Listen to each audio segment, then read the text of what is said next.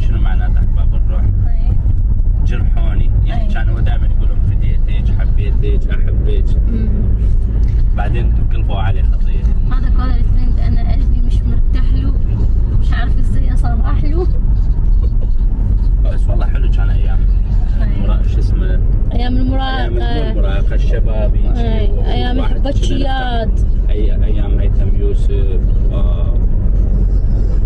كاظم الساهر. من زوجك يسمع اغنيه تحسين شرد بالذهن، يعني مو شرد انهزم، لا صار شيء. لا ما له علاقه، يجوز اصلا يعني يرجعك للزمن القديم، يعني زمن ذاك الوقت من كنت تسمعين ذكرياتك مثلا. مو شرط انه لازم الا والله انا عاشق او حبكيات. ليش هيك تفكرين؟ يعني هسه انا باعوا من اشوف فيديوها افلام تامر حسني احبها، هو ما يحبها قد. اوكي انا احبها ليش الصراحه دائما تذكرني. من تامر حسني احبها، من قال لك ما احب، بس ما احب الافلام يعني، بس اغانيها حلوه.